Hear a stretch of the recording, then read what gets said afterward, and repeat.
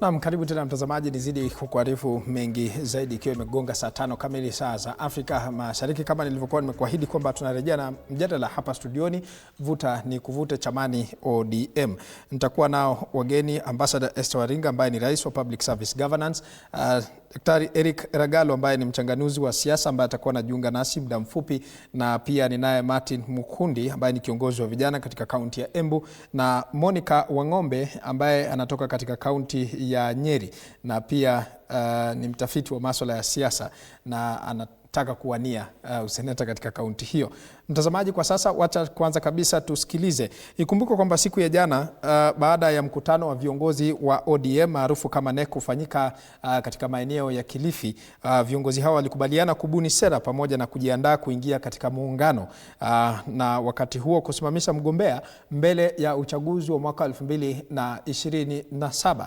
Na kwa sasa kuna vuta ni kuvuta ambayo inaendelea kushuhudiwa katika chama cha ODM. Lakini kwanza kabisa wacha tuanze naye mwandishi wetu wa habari Laban Muhinda atujuze mengi zaidi akiwa maeneo ya Nyahururu, kisha tutakuwa tunarejea na mjadala hapa studioni. Kwa hivyo Laban Muhinda, kama unanipata kwa njia iliyo safi zaidi, tupashe kwa mapana na marefu wakazi wanasema nini kuhusiana na chama cha ODM. Naam, Kirobi, shukran sana. Nami hapa ninaye tu mwenyekiti wa chama cha ODM tawi la Nyandarua ambaye ningependa kusikia maoni yake au hisia zake ni zipi kuhusiana na mwelekeo wa chama hiki cha ODM. Karibu tu ndani ya TV47. Ukianza kwa majina, tueleze wewe kama mwenyekiti wa chama cha ODM tawi la Nyandarua, mwelekeo wa chama ni gani? Majina yangu ni Dickson Manyara Mwangi, chairman wa ODM kaunti ya Nyandarua. Ningependa kujibu hilo swali nikisema memba wa ODM wako na maoni yao na wako na maslahi yao, lakini kulingana na vile tumeona jana na vile kamati kuu ilikutana ikasema, mimi kama chairman Nyandarua ningependa kusema hiyo mambo yao sio mwisho. Kuna ule mwelekeo wa chama, vile chama inatakiwa kufanya kazi. Chama iko na viungo tofauti, iko na organs tofauti. Kuna hiyo ilikutana jana Central Committee, kuna NEC, kuna Council of County Chairs ambao mimi ni member, kuna Youth Movement ya ODM na kuna Women, alafu kuna wale grassroots leaders. Kwa hivyo ningeweza kusema ODM haijaamua, chenye ilifanya wale walipendekeza na wanachama tutaendelea kujadiliana.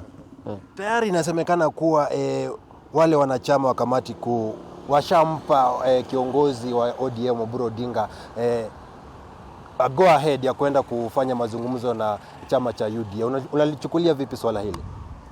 Mimi mwenyewe ningesema ni kama wamechukua azma ambayo sio yao. Mamlaka yao ni kutoa mapendekezo kwa chama, nacho chama kifuatilie ila kikubaliane ama kikatae. Hiyo ni maoni yao, na kuna vile katiba inasema party leader aendelee kuongoza viongozi wa chama kwa mazungumzo yoyote na chama ingine, bali sana si wawe peke yake, ni mwelekeo wa chama. Tunaelewa kuwa chama cha ODM kwa miaka zaidi ya 20 kimekuwa katika mrengo wa upinzani. Kwa sasa tunaona kuwa wanachama wanasema mwaka ujao lazima chama kiwe kwa serikali ama kiunde serikali. Kwa sasa kabla tufikie mwaka 2027, chama cha ODM kitawasilisha au kitapigania haki za Wakenya ndani ya upinzani ama kitajiunga na serikali? Kwa sasa mahali tumefikia ni kama hakuna chama kinapigania Wakenya. Kila chama kinajiandaa ndio kienda kwa uchaguzi, alafu kiweze kushindana ndio kiude serikali, sio ODM peke yake. Na hakuna chama kinaitwa upinzani. Chama kinakuwa upinzani kikishindwa uchaguzi. Na sasa sisi tungependa ODM iude serikali, sio iwe ndani ya serikali. Mimi kama chairman wa Nyandarua, pendekezo langu ni ODM isimame uchaguzi na iunde serikali. Na kama lazima tuungane na wengine, kuna ile mazungumzo itafanywa ndani ya chama, na hiyo ndio itatoa mwelekeo. Kumekuwa na taarifa kuwa chama cha ODM kuna mrengo ambao unaegemea upande wa aliyekuwa Rais Uhuru Kenyatta, na kuna mrengo ambao unaegemea upande wa rais wa sasa William Ruto. Wewe kama mwanachama wa tawi la Nyandarua, unahisi vipi kuhusiana na masuala hayo? Kwa sasa ningependa kusema hayo yote ni maoni. Ile mrengo ambao inajulikana kabisa ni ile inafuata Ruto. Hawa wengine ni kuambiwa tunaambiwa, kwa sababu hata Uhuru mwenyewe ameenda retire. Uhuru wako na chama chake cha Jubilee. Kwa hivyo huyo tumeweka kando. Sisi tuko ODM, kuanzia Dr. Oburu Odinga, Edwin Sifuna na wale wengine wote. Mambo ya mirengo pengine itatokea kama maelewano haitapatikana. Na je, mivutano inayoendelea ndani ya chama cha ODM, huoni kuwa hilo linahatarisha ushikamano na nguvu ya chama cha ODM? Hiyo mvutano lazima ingekuweko kwa sababu kifo cha baba kilitokea ghafla. Hakuna mtu alijua baba atatuondokea. Sasa ni lazima huyu anajaribu kupotea na kifunguo ya sefu, mwingine anataka kuingia jikoni, mwingine anataka haya. Lakini baada ya kukorogana, tuko na miezi mingi ya kutosha. Tutasuguana huku ndani, tukorogane ndani mpaka tupate mwelekeo na ndio tutafuata. Lakini imani yangu ni kwamba Dr. Oburu Odinga akiwa ndugu ya Raila na party leader hawezi kuongoza msafara wa kumaliza chama. Lazima atumie hekima kama kiongozi ambaye tunaamini na tunaheshimu. Aunganishe chama na tuwe na mwelekeo unakubalika na kila mwanachama. Asante. Na Kirobi, kama vile ambavyo umesikia, hayo tu ni maoni ya mwenyekiti wa chama cha ODM tawi la Nyandarua akisema kuwa kama wanachama bado hawajatoa mwelekeo wa chama, na hivyo wanaomba Wakenya kuweza kuwa makini ili wasiweze kupoteza mwelekeo kuhusiana na mustakabali wa chama cha ODM. Kutoka kwangu mie Laban Muhinda nikiwa hapa mjini Nyahururu, sina la kuongezea ila kuregesha usukani kwako Kirobi. Naam, asante sana Laban Muhinda ukiwa maeneo ya Nyahururu. Karibu sana mtazamaji kwenye mjadala huu ambao tunang'oa nanga sasa hivi. Nakumbuka pia unaweza kuwasiliana nasi kupitia kwenye nambari ambayo inapatikana pale chini kwenye runinga yako, na ambapo utakuwa na kuhusisha kwenye mjadala huu ambao unang'oa nanga sasa hivi. Karibu sana Ambassador Esther Waringa, uko mzima? Niko mzima kabisa, labda wewe Kirubi. Ya, mimi niko salama kabisa. Martin Mukundi, karibu sana, kiongozi wa vijana katika kaunti ya Embu. Naam. Na asante sana Michael Wangombe kwa kufika kwenye studio za TV47. Karibu. Na Ambassador, tumesikiliza mmoja wa wanachama wa chama cha ODM pale maeneo ya Nyahururu akisema kwamba hakuna chama cha kupigania Wakenya kwa sasa. Na vyama vyote vya kisiasa vinajiandaa kwa uchaguzi wa mwaka 2027. Ni kweli. Naam. Sijui kauli yako ni gani kuhusiana na ako kabisa kwa raini, kwa sababu tukiangalia vyama wakati sasa, kila chama, kila mtu mwenye ambaye anasimama kuongea kuhusu chama anaongea kuhusu mrengo, tutapatana na nani, tushashikana na nani. Lakini sijasikia vile amesema, sijasikia chama chochote kinasema sasa maji katika Jamhuri ya Kenya tuko hapa na tutapeleka maji tukue hapa. Energy tuko hapa, tutafikisha hapa. Education tuko hapa, tunataka kuendesha education ifike hapa. That is the most unfortunate thing. Hiyo ni kitu inakwambia ya kwamba ni kama vyama imekosa mwelekeo wa udemokrasia, mwelekeo wa governance, pole kwa kuongea kimombo, kwa tatizo. Yeah, so they have lost focus on what they are supposed to focus on, kwa sababu wakati vyama huwa vinaundwa kuna ile nafasi ya ideology, chama kinaamini nini. Na watu huwa wanapeleka hiyo maneno kwa ORPP, Office of the Registrar of Political Parties, kusema ya kwamba katika maji, sekta ya maji tutafanya hii, katika sekta ya elimu, katika sekta ya corruption tutafanya hivi. Hiyo yote huwa wanapeleka katika ORPP ndio waweze, when they are doing whatever they have to do, waweze kufuata hiyo mwelekeo. Lakini hiyo imepotea kabisa. Kila chama ni kusema, hata saa hii ODM wanakaa chini wafanye nini, wafikirie vile wataungana na UDA ndio waweze kutengeneza serikali 2027. Lakini katikati ya hii maongeo yote, mwananchi wa Jamhuri ya Kenya ako wapi? Ako wapi? Nani anaongea kuhusu tutashikana ndio tuweze kupatia Wajiko services appropriately, and adequately? Hakuna mtu anasema hivyo. And that is why Kirubi, nikiwa ambassador ama president wa public service governance, we are losing it in terms of efficiency and effective public service. Tumeleta siasa katika public service na ndio tumejipata katika hii hali katika Jamhuri ya Kenya, because lakini wananchi hawawezi wakaepuka vyama vya kisiasa. That is constitutional na sina shida na hayo, lakini pia katiba ya Jamhuri ya Kenya, na iko pale, nimesahau kuja nayo hapa, imesema katika article 137 na 85 ya kwamba Jamhuri ya Kenya tuko na hiyo nafasi sasa ya kuleta an independent government. Na kwa sababu vyama vya kisiasa ni kama zinanyima nchi nafasi ya ile wakati na fedha ambazo zinaweza kutumiwa, nafasi na fedha za kutumiwa kufanya development. Vyama vya kisiasa huwa zinapiga siasa 24/7, na that is why niliangalia katika political space Kirubi. Last year nilikuwa na register Oasis Political Party kwa sababu nawania kiti ya rais ndio niweze kusimama na Oasis Political Party, lakini ilifika wakati October I withdrew completely. Na nikasema since independence time. Sababu ya kujiondoa ilikuwa nini? Okay, I'm coming to that. Since independent time, ni nini vyama vya kisiasa imeleta katika meza ya wananchi wa Jamhuri ya Kenya? Ni chama gani ya kisiasa tumesikia ya kwamba imefanya kazi vizuri? We don't have water problems again. Hatuna mashida na elimu, hatuna mashida na energy. Ni chama gani za kisiasa tunaweza jivunia katika kama taifa? Hakuna. So the reason for withdrawal was nataka kuleta jamhuri pamoja. Nataka kuunganisha Wakenya beyond political party division. Kwa sababu ukiangalia sasa hivi Kirubi, Mount Kenya wako na chama yao Jubilee. You go to Nyanza, ODM. You go to Coast, they are part of ODM and part of UDA. You go to the Karenjin land and Rift Valley. Now they are warming up all of them to be in one, the yellow, UDA. So where are these Kenyans who are not in political parties? And tuulize kitu moja.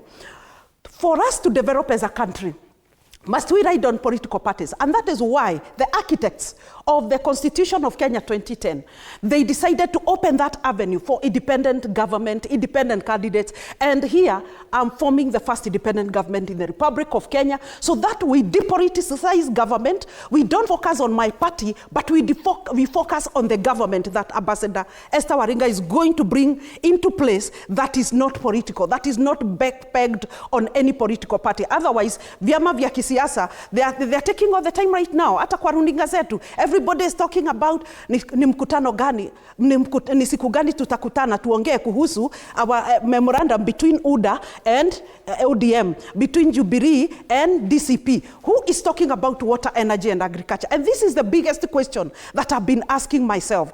And why are parties put in position? Is it for alignments? Is it for coalitions? Is it for about continue singing the song of who is who?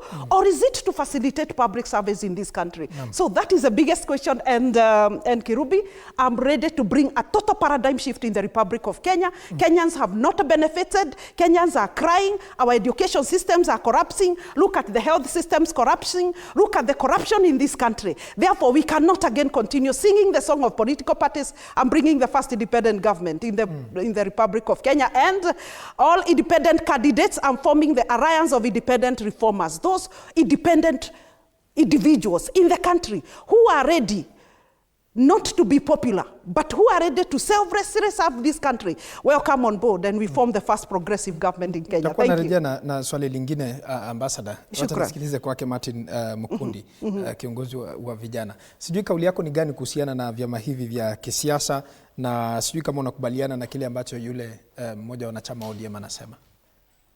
Ningependa kusema kwamba vyama vya kisiasa wao wenyewe wanaangalia jinsi na ambavyo watajifaidi kwanza. Wanasahau wananchi. Ndio maana sisi kama vijana tunazungumza, kuna haja ya sisi tukue kwa ile meza ya mazungumzo ili tuweze kuleta mabadiliko na ambayo tumekuwa tukitafuta. Hizi vyama za kisiasa wao wanaangalia tutapata share fulani, kama sasa ODM, whatever they agreed on that central committee, wao wataanza mazungumzo kwanza na serikali na zile vyama zingine about power sharing, lakini wazungumzie wananchi watafaidika namna gani. Nikizungumza kwa mfano, mimi natoka Embu, barabara zetu ni bovu sana, maji hatuna. Nikizungumzia barabara, unapata wakati mwingine tuko na vitu kama matanga, mtu unapata anabebwa kwa mgongo juu barabara ni bovu kabisa. Ndio maana vijana kama sisi, mimi mwenyewe nimeamua mimi nitakombea MCA kule kwetu, ili tuweze kuongea na wananchi directly, ili tulete ile mabadiliko na ambayo tumekuwa tukitafuta. Kwa hivyo kwa ODM ningependa kusema kwamba tusifuatilie sana ile migogoro na ambayo wako nayo, si kama wananchi, maana wao wanafuta kwa upande wao. Lakini ukiangalia chama cha ODM, Edwin Sifuna bado ni kijana. Ni kijana ambaye ana political future katika taifa hili la Kenya, na alikosa kuhudhuria mkutano huo wa NEC ambao ulifanyika siku ya jana. Vijana mnataka kuingia katika vyama vya kisiasa ndo mshinde nafasi hizi? Kwa siasa jinsi hali ya siasa ilivyo hapa Kenya, lazima ukuwe na kwa chama. Na sisi vijana tukiamua kuingia kwa chama, tukileta ile maoni na ambayo tuko nayo yenye tunaona italeta mabadiliko kwa jamii yetu, kwa taifa letu, ndio maana tunatengwa nje. Ilikuwa sahihi kwa Sifuna kukosa kuhudhuria mkutano?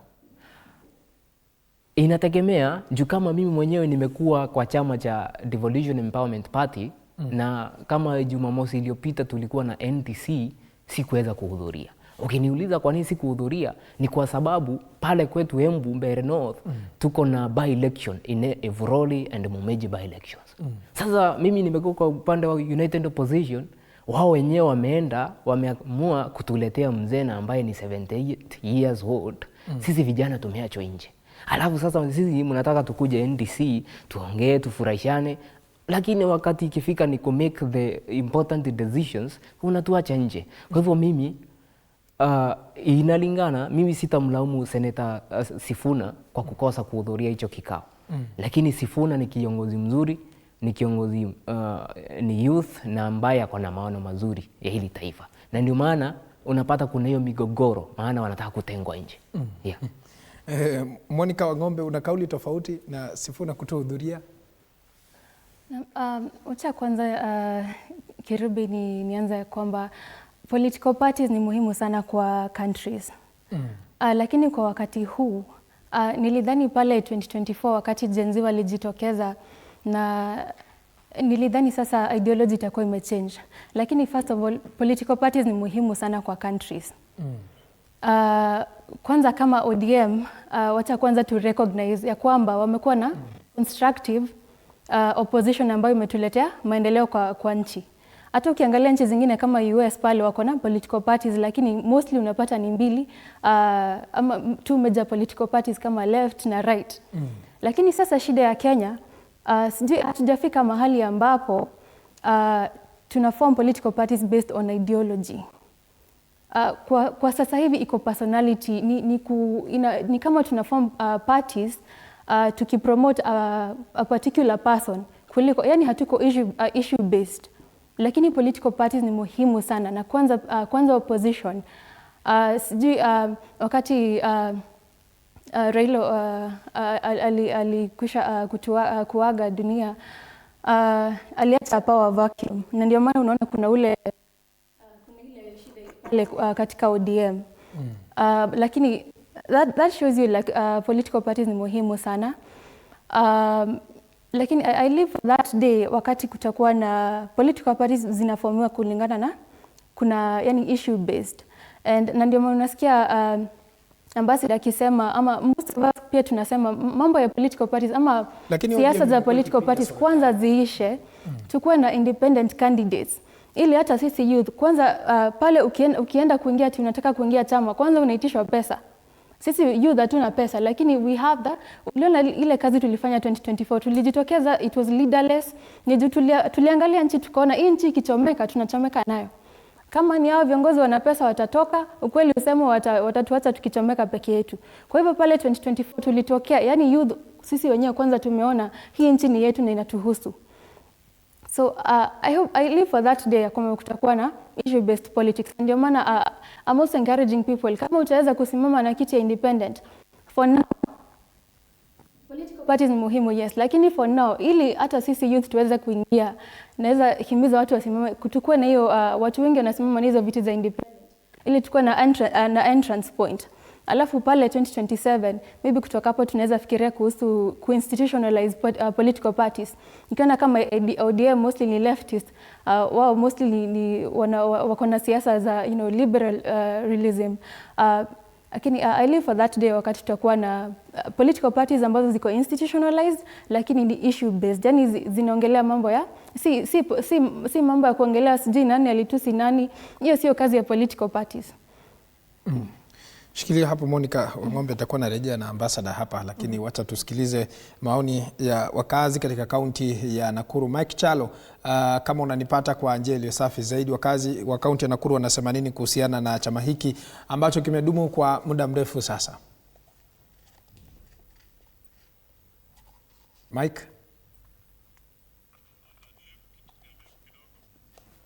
Na mtazamaji, ikumbuke kwamba baada ya mkutano ambao ulifanyika wa viongozi wa ODM siku ya jana, viongozi hao walikuwa wamekubaliana kubuni sera pamoja na kujiandaa kuingia katika muungano na wakati huo pia kuweza kusimamisha mgombea mbele ya uchaguzi wa mwaka 2027. Na katibu wa chama Edwin Sifuna alikosa kuhudhuria mkutano wa jana, na baadhi ya wabunge wakawa wanasisitiza kwamba ambaye hakubaliani kufanya muungano na Rais William Ruto ifikapo mwaka 2027 basi anafaa kutimuliwa chamani, na baadhi ya viongozi wakashinikiza haja ya kutimuliwa kwa Edwin Sifuna katika chama hicho cha ODM.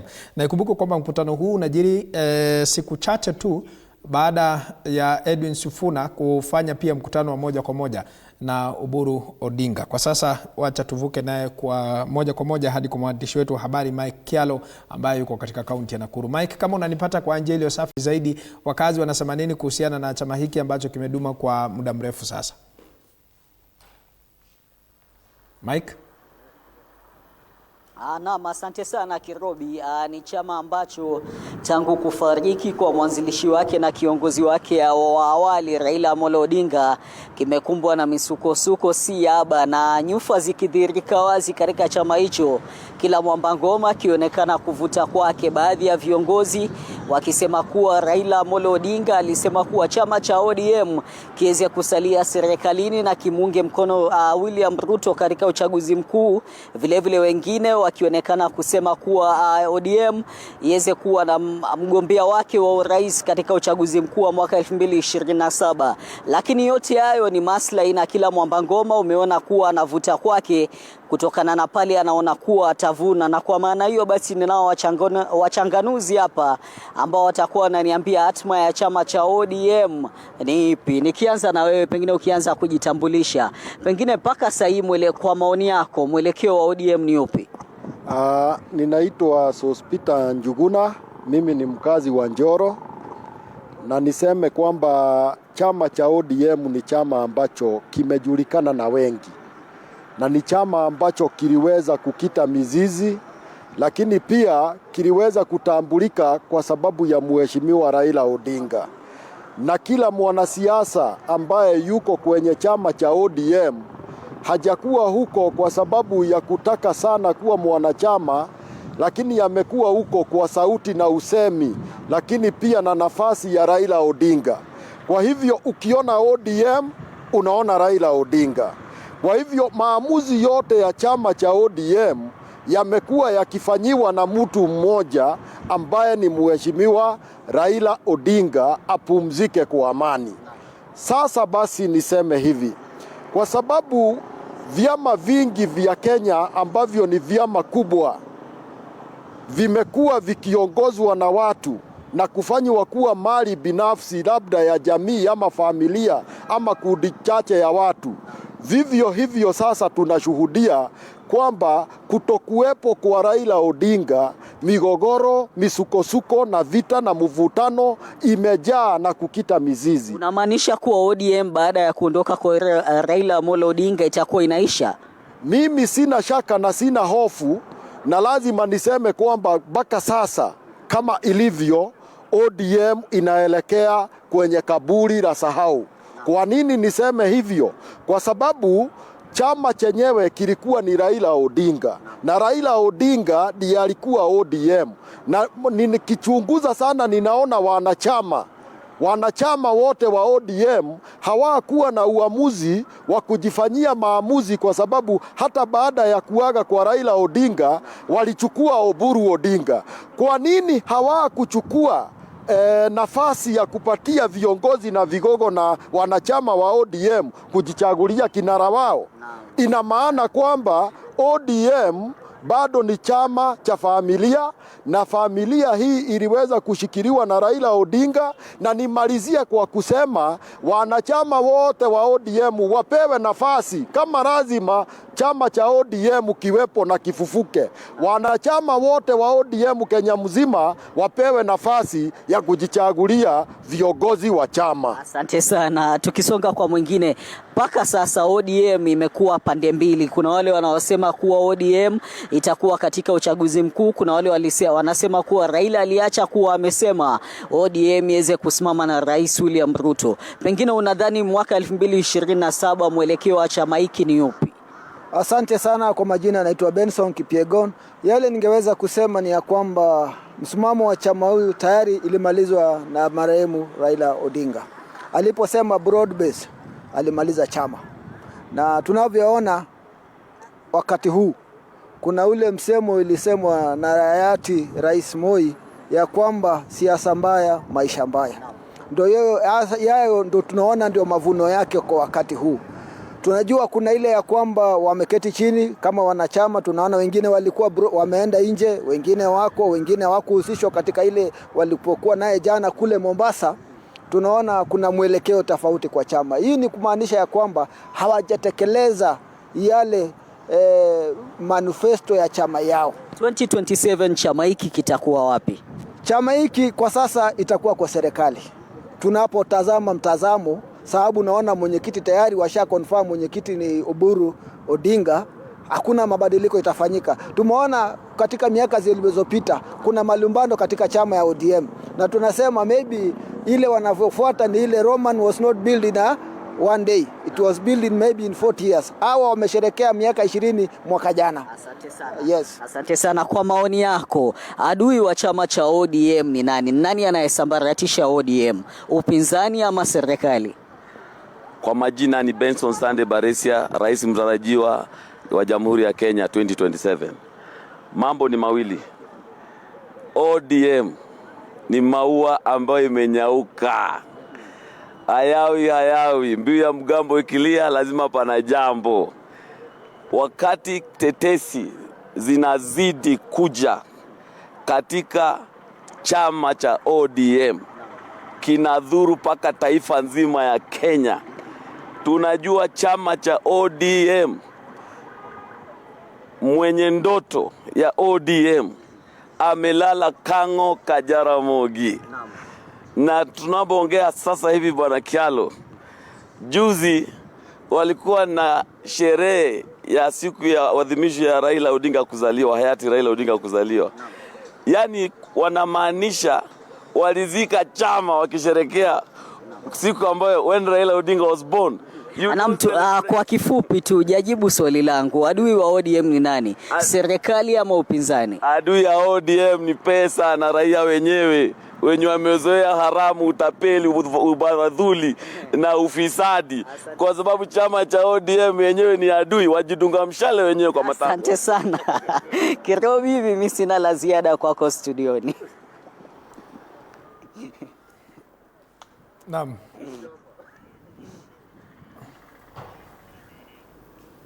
Na Mike Kialo, asante sana kwa kusemezana na baadhi ya wakazi katika kaunti hiyo ya Nakuru. Tukitoka huko, wacha tufululize hadi katika maeneo ya Naivasha, tuungane naye mwandishi wetu wa habari Willy Dennis Jiru ambaye atakuwa pia anawahusisha wananchi kuhusiana na mada hii hapa studioni. Willy Dennis Jiru, wakazi wa Naivasha wanasema nini kuhusiana na mvutano ambao unaendelea kushuhudiwa chamani ODM? Na asante sana mwenzangu Paul Kirobi. Bila shaka kilomita 67 kutoka upande wa magharibi sasa ni Naivasha, alafu labda atakurejeshia kule kilomita 89 baada ya kuweza kuzungumza na wakazi hawa ambao ni mashabiki wakubwa wanachama wa chama cha ODM. Na bila shaka pasi na kupoteza muda, nieleze jina lako kidogo. Kunaonekana kama kuna mgogoro, baba hayupo, sasa vijana wamebaki na kila mmoja anavuta upande wake. Jitambulishe kwa jina. Kwa majina naitwa Bernard Olo. Mimi ni mkaaji wa hapa Naivasha na ni mwanachama. Na nieleze mgogoro ambayo upo. Chama cha ODM kitaendelea kuwa kile ambacho chama tumejua tangia mwanzo ama mambo yatakuwa vipi? Kulingana na mimi, chama cha ODM ni boma kubwa, na boma kubwa ina watoto wengi. na baada ya kuondoka kwa baba, kila mtoto anataka apewe shamba yake ama aendelee na mambo yake, lakini boma inabaki ikiwa boma. Kwa hivyo hii mgogoro ni kwa muda tu. Kila mtoto anaona baba alienda, na unajua hao watoto wote mama ni tofauti, baba ndio mmoja. Kwa hiyo kila nyumba inaona nyumba ya mama yangu ndio inafaa kwa hii nyumba ya mama yangu, lakini kwetu naona tuko tu sawa. Tunaendelea, tutangangana, hapo mbele itakuwa sawa. So, chama huenda kitabakia kuwa na ule wepesi wa kukata ama sasa kimekuwa butu? Chama chetu cha ODM kulingana na mimi ninajua kitakuwa bado na makali, kwa sababu hata wale wanavutana hakuna mtu anasema anataka kutoka. Wote wanasema tu hawataki Kasongo. Na sisi wengine ambao baba alituacha kwa mikono bado kwa serikali hii ya broad base. Lakini 2027 utaona Simba mwenyewe anaitwa ODM itanguruma, sababu lazima tuwe na presidential candidate. Presidential candidate. Ndugu, yes. Jina lako amesema presidential candidate lazima kutoka kwa chama cha ODM. Kichwa kidogo ama unaweza kuwa kofia. Jina langu ni Mark. Jina langu ni Mark na mimi ni mwanachama wa ODM. Na hiyo mkokoro yenye iko tuko na hakika Sifuna atashinda. Hiyo tu ndio niko nayo. Tuko na hakika, tuko nyuma ya Sifuna. Sisi hatuko nyuma ya kina Gladys Wanga. Tuko nyuma ya Sifuna. Yeah. Kwa sababu gani? Kwa sababu hapa alituacha hapo. Papa alituachia Sifuna. Senator Sifuna ameonekana kuwa mtu ambaye ako na makali ya kisiasa sawasawa na mwenda zake Raila Odinga. Sijui ni mtoto anaiga baba ama itakuwa vipi? Sasa huyo ni mtoto anaweka mambo ya papa. Huyo ni mtoto wa papa sasa. Huyo ndio papa alituachia Sifuna. Na aliona ako na makali. Ako na makali. Na tunamuunga mkono mara 100. Acha tusikie kutoka kwa ndugu mwingine hapa. Nieleze jina lako, mstakabali wa chama cha ODM. Kwa majina ni George Nyagucha. Songa hapa kidogo kwa wenzako. Mimi ningesema kwa sababu uongozi baba wakati alikuwa anatuahidi alikuwa anasema ataachia vijana. Kwa hivyo mimi niko kwa chama na ninaunga wale vijana ambao wako wachukue usukani na chama iko imara. Yeah. Sifuna ni katibu mkuu na nimeona mmemwangazia sana, mnasema mnasimama upande wake. Bila shaka vile mlivyosema baba na shamba, of course shamba haliwachiwi makaratasi ya shamba kwa ndugu yoyote. Kuna ule ambaye anabaki kama ndio administrator. Sasa Sifuna ndiye mimi kwa upande wangu mimi naweza sema Sifuna wamefanya kazi na baba. Kwa sababu ile miaka yenye amefanya baba anajua yeye ndiye alikuwa muaminifu na akamwachia hiyo title deed ya hiyo chama ndiye ailinde. Hao wengine wanangangana nyuma ni wale wenye wanataka kuharibu chama.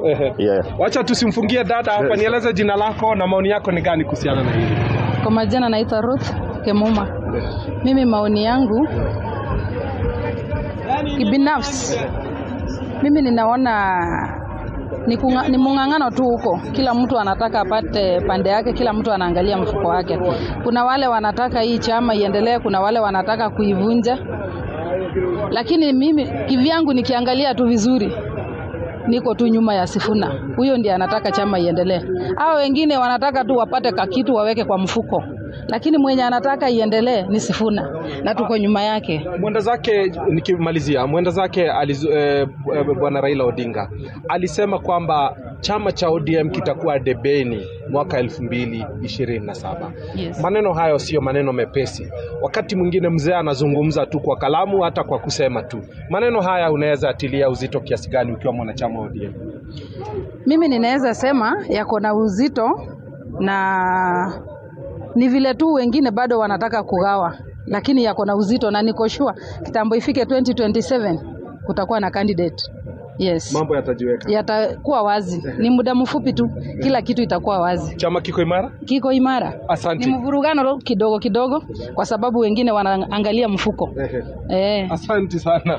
Paul Kirobi, bila shaka maoni chanya hapo kutoka kwa wakazi wa hapa Naivasha, na wanazungumzia kwamba kuna wale ambao wana nia safi ya chama na kuna wengine wanalinganisha na ardhi ambapo wewe na mimi tuliweza kugawa mzazi na kila mtu anataka kuamba kwa wake akielekeza ngozi upande wake, mwingine auze kipande cha ardhi aweze kuelekea maeneo mengine, lakini ipo wale walio na azimio la mzazi kwamba ardhi hii tuweze kuendeleza kwa vizazi vijavyo. Ni hayo tu kwa sasa kutoka upande huu wa Naivasha, na kurejeshea usukani kwako ili uweze kuendelea na mada hiyo studioni zetu. Kwako mwenzangu Paul Kirobi. Na asante sana Willy Dennis Njiru ukiwa maeneo hayo ya Naivasha kwa kuweza kusemezana na wakazi wa maeneo ya Naivasha katika kaunti ya Nakuru kuhusiana na vuta ni kuvuta ambayo inazidi kushuhudiwa katika chama cha ODM. Ambassador Esther Waringa, ilikuwa sahihi kwa katibu wa chama Edwin Sifuna kutohudhuria mkutano wa jana? Was it necessary? Yes or no? One, I think if Sifuna happened to belong to the demographic of youth in this country, wale ambao wamesema ya kwamba they want and focus on development in this country, kama ako mrengo hiyo na on that mindset that what is the party now bringing on board to the people of Kenya, maybe aliona ya kwamba hata nikihudhuria bado siasa ndio itapiga, ita carry the day, bado siasa ndio itakuwa center, ndio itakuwa the centrifugal force that will be able to inform all the decisions and the deliberations zenye zitakuwa zinaendelea. Na pia ukiangalia hivi Gen Z na youth katika Jamhuri ya Kenya wamechoshwa na hii political party politics. Since when and up to when are Kenyans going to wake up politics? Lunch time is politics, dinner ni politics. Gen Z wamechoka, and that is why they came out in the streets of Nairobi na wakasema we are partyless. Why did they say they are partyless? Because there is a big question about what are political parties bringing on the table of national development in the Republic of Kenya.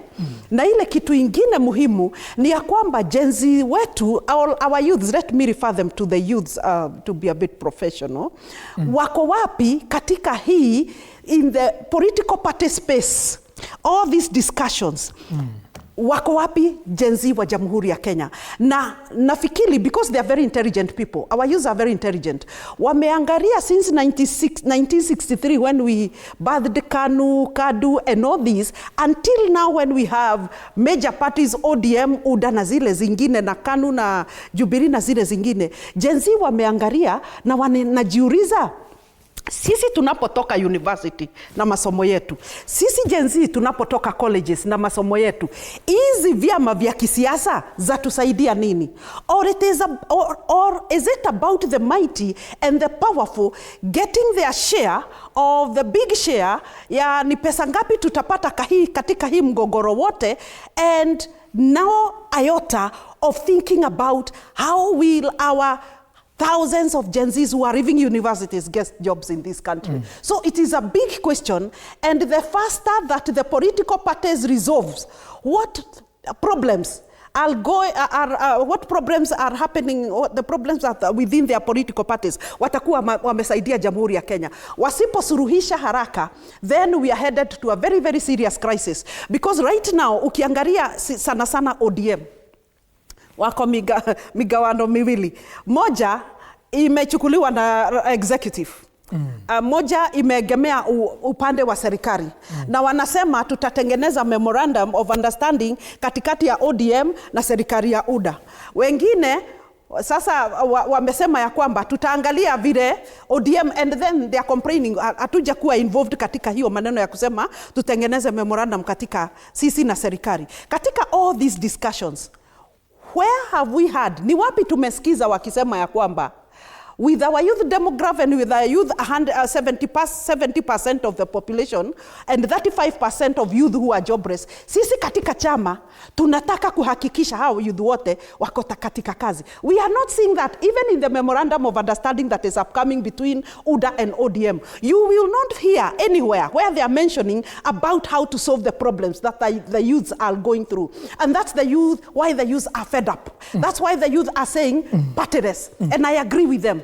And actually, we are forming the first party-less government. We are forming the first independent government of Kenya. Ambassador, swali lingine ni kuhusiana na kauli ambazo zilitolewa jana katika mkutano wa NEC.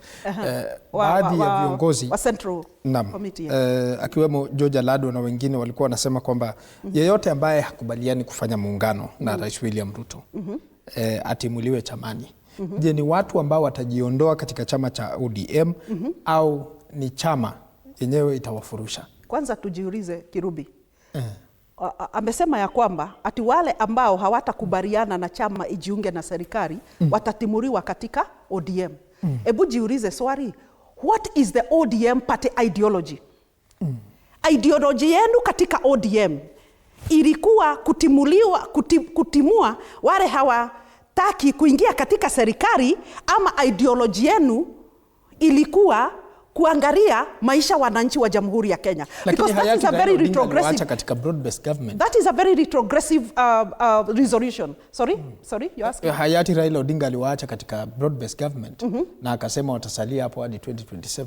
Well, if it is for the best interest ya Jamhuri ya Kenya kuungana, like whatever Raila said, that's fine. But until now, wanaungana kwa sababu ya nini? Political interest. Wanaungana kwa sababu ya nini? The big heavyweights, the president, the kina Oburu, the kina Maite, kina Aradwe, and all the powerful forces to continue coming together, to continue eating this country, to continue messing up the public service of this country, to continue messing up the Gen Zs of this country. That's why they are coming up together to form the next government, because of their own interest, because of their own popularity, because of their own political might. But we are saying we are bringing another political might. And I tell you, the independent government, all the administration that we are bringing on board, I as a mother, I feel so bad.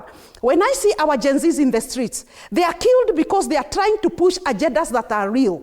Political party ideologies have been shelved, they have been kept aside. And that's why Gen Zs cannot see the reason as to why they should form any political party. Actually, being an independent presidential candidate, I've been approached by many Gen Zs who want to run for office on independent ticket. Why? Because they are fed up of political party interest, because it's all about how much are we getting from government, nothing else. Thank you. Martin, sijui kauli yako ni gani kuhusiana na mwelekeo wa chama cha ODM? Na swali ambalo nimeuliza sasa hivi. Okay, ni vizuri tukiambiana ukweli. Ni kweli Raila aliacha ODM katika broad-based government. Lakini kabla afariki, kuna siku amekuwa na mkutano wa chama cha ODM. Na akauliza, who told you that ODM will not field a presidential candidate? Kumaanisha yeye alisema ODM itasalia katika broad-based hadi 2027. Wakuwa wamesikizana kwamba kuna zile 10-point agenda. Kwa hivyo wale viongozi na ambao wanasinikisha kufurushwa kwa Sifuna, maana kuhudhuria hiyo mkutano, I feel that they are not genuine, they are not realistic, because if they are genuine, they should be pushing for the hiyo 10-point agenda itekelezwe. Sio masuala ya uchaguzi. Tutaenda kuunda serikali na kina nani. Kwanza washughulikie zile 10-point agenda na ambazo zinatuhusu sisi wananchi, then wazungumzie mambo ya ule mtu na ambao wataungana naye mkono. Kwa hivyo I feel Sifuna, he was right not to attend. Na sasa unajua hii chama kuna zile powerful forces in UDA na ambao wanasinikisha hii maneno yote na ambayo inaendelea kule ODM. Kwa hivyo Sifuna na mimi nikiangalia vizuri, wako ni upi kuhusiana na hatima ya chama hiki? Ni watu watajiondoa katika chama cha ODM au ni chama itawafurusha? Wanaweza amua kumfurusha watu kama Sifuna, lakini hivyo watakuwa wamemaliza chama.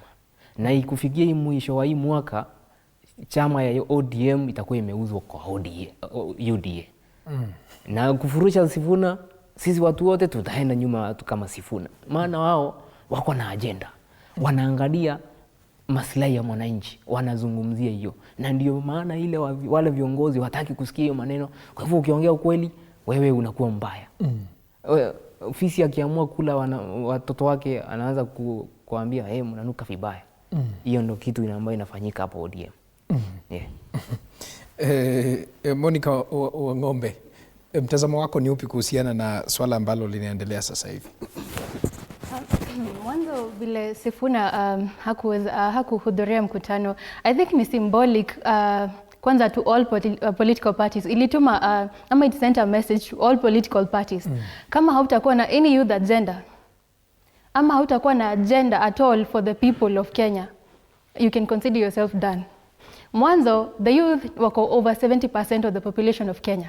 It is not business as usual. Si kama pale 2022 watu hawako wanajihusisha na mambo na government. Vile uliona hapo 2024 Gen Z wakaamka, ama the youth waliamka wakaona hapana, you guys hamtatuchomea nchi, hatuna nchi nyingine. Mimi unaona vile nimeandika petition, I love Kenya. Mimi si ati napenda any leader, I love Kenya kwa sababu hii ndio nchi pekee yake niko nayo. Kwa hivyo it is symbolic to all parties. Kama hawatakuwa na any youth agenda mwanzo, kwa sababu sisi tumewekwa kando sana. Ikifika ni mambo yetu tunapata youth wamewekwa kando, like and also when it comes to the agenda yani hizi parties, they are just forming parties ili wajisaidie, lakini when it comes to watu, yani these parties wanaform hakuna agenda. Kwa hivyo wacha one term, wacha two term. Acha niwaambie hizi political parties wasipochunga wanaweza kuwa hata no term kabisa. That's powerful. Nini ambacho nahisi kilikuwa kinamsumbua katibu Edwin Sifuna ili kufoka na kupiga kelele namna hiyo? Msukumo anapata wapi? Well, kuna ile the old guard ama the old way of politics imekuwa Kenya. Lakini there's a new generation of leaders ambao wamechoka na wamerealize ya kwamba hii nchi kichomeka, as I said, tunachomeka nayo. And they are ready to sacrifice. Unajua si kama ile kitambo ulikuwa unapatiwa youth walikuwa wanatumika ifika ni kwa siasa wanatumika, wamejanjaruka sasa. So we have a new generation of leaders. Kwa hivyo kama the old guard bado nafikiria bado tuko pale kitambo, watashtuka sana. So it is time the old guard wakubali ya kwamba we have a new generation.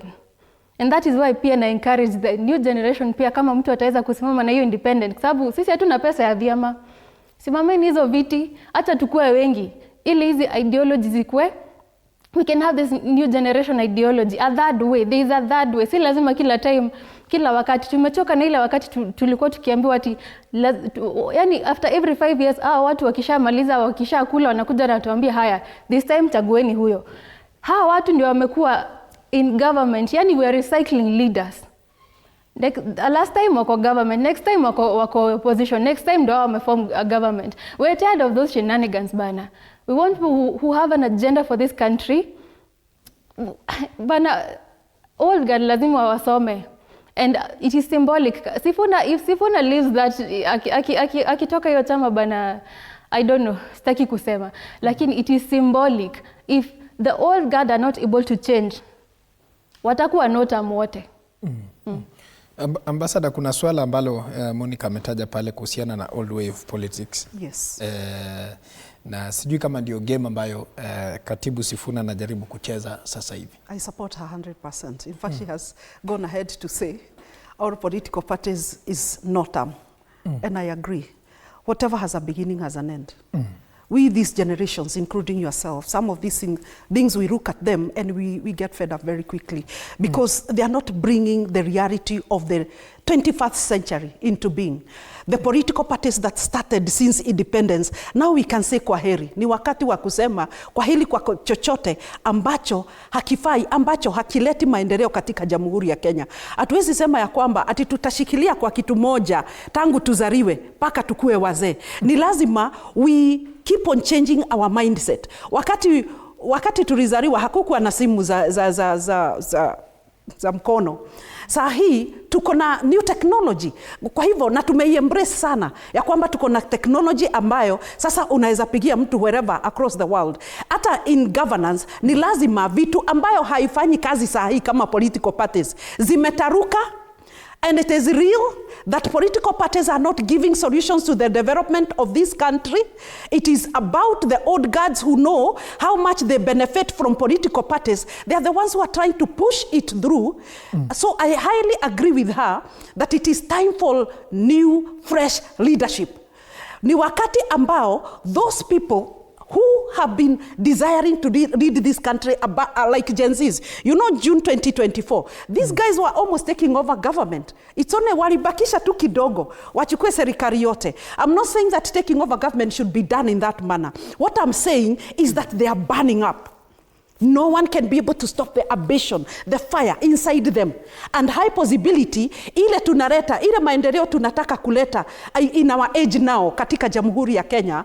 I'm not saying, I'm not a Gen Z, of course, but I'm not also in the line of those who were there during independence and they started our systems of government. We must embrace and agree that kuna wakati unafika ni lazima mambo yafanywe in a different way. So if it has come a time with what we are seeing in ODM, that we say kwaheri to political parties, I salute, and so be it. The Constitution of Kenya is very clear that there is another window that we can be able to form an independent government, you know, during the and work well, because I'm giving the reason and a backup why I'm forming the first independent government. Because as a country, we will run from political party-driven development. That wewe ni wa chama gani tulete maji, wewe ni wa chama gani tulete elimu. Every Kenyan has a right to be served according to the Constitution of Kenya, regardless of where they come from, regardless of their political alignments. That is where we are headed as a country. And I always give the reason why ni lazima Kenya sasa tufikiria of new blood, new leadership, and a new way of doing things, like birthing the first independent government. Kwa sababu independent government, kila mwananchi anajisikia akiwa huru. You will not say ya kwamba mimi ni UDA sitaongea na mwenye yako Jubilee, sitaongea na mwenye yako ODM. All this division, tribal divisions, political party divisions will come to an end.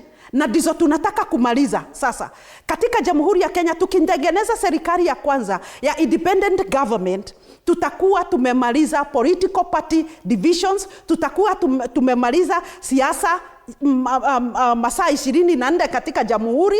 We will have focused the country on a development road path that Kenya itakuwa ina discuss water in Turkana, agriculture in the entire Republic of Kenya, our streamlining our education system, ensuring that energy is reduced so that Kenyans' manufacturing cost is reduced. This is the kind of debate that we want to be debating in the country. But for now, we are discussing what? Is it ODM? Is it UDA? Is it DCP? Is it Jubilee? Hii ni lazima ifike kikomo. Na inafika kikomo kwa kuzalisha serikali ambayo iko independent. Na katiba yetu imeruhusu ya kwamba kila mtu yeyote anaweza simama akiwa independent presidential candidate. Na wananchi wasiseme ya kwamba haiwezekani, ni nchi gani ambayo tuna independent president. Kenya is a very unique country. We have birthed M-Pesa in this country. It is being adopted today by G20 powerful nations in the world. So we can be able to birth the first independent government without political parties that can be an example to Tanzania, example to Nigeria, example to Venezuela and other suffering democracies around the world. So we don't have to ask ourselves, has it worked in another country? It doesn't have to work. Kenyans, we are uniquely created. We can be able to innovate things, including innovating government systems that can be able to give democratic solutions, not only in Kenya, not only in Africa, and around the world. So whatever is happening in political parties is showing that the party politics is coming to an end. Basically, I don't see actually... Lakini chama cha UDA ambacho ni chama tawala, Rais William Ruto alikifufua, alikizindua chini ya miaka miwili na ikakuwa maarufu, na ikakuwa na viongozi wengi, ndio viongozi ambao wamejaa sana katika chama cha... Ni kweli, nakubaliana na wewe, lakini right now as we talk, what is the song? It's about our UDA, our ODM, political party. We are taking so much of development time kama nchi kuongea juu ya chama na ni nani amesimamia vyama wapi. We have totally forgotten about the agenda, about the mandate upon which every government is birthed. Chama cha, serikali ya UDA ndio ilizalishwa na chama cha UDA. Lakini what have they done cutting across this country that we can say as an economy, we are happy about our economic growth. We are happy about our GDP. We are happy about our children in schools. See the kind of confusion that is in the country. So what I'm looking forward to is to eliminate that aspect of Kenyans using so much time to discuss political parties. Right now, 2 days ago, UDA spent a whole day campaigning for UDA candidates because they were doing general elections, including the president, including senior people from UDA. I saw them in different spaces trying to discuss UDA politics. This is time that is supposed to be used to discuss the transition of our children who are stuck. Parents are crying in schools right now. They are confused. They don't know where to take their children. When we are talking about elections in UDA, the ruling party, number one, it has failed. Because the ruling party should have provided solutions to parents right now who are stranded in schools, not knowing what they're supposed to do with their children. No. So what is the ideology of these parties? What benefits are we getting as people of Kenya through these parties? If we are told that UDA is very popular in Kenya, so what is the benefit of the taxpayer? Because UDA is popular. When we are told ODM is the biggest party in the country, what does that translate into beneficial developmental factors to the people of Kenya? So for us, the people of Kenya, a party being popular is no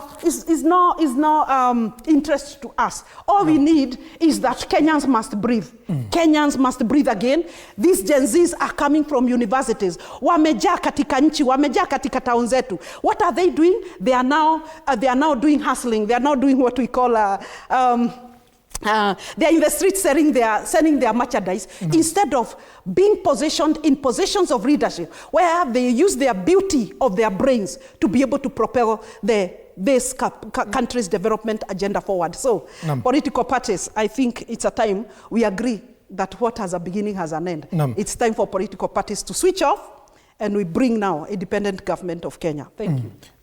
Shikilia hapo ambassador, wacha tuvuke maeneo ya Taita Taveta tuungane naye mwandishi wetu Julius Mariki.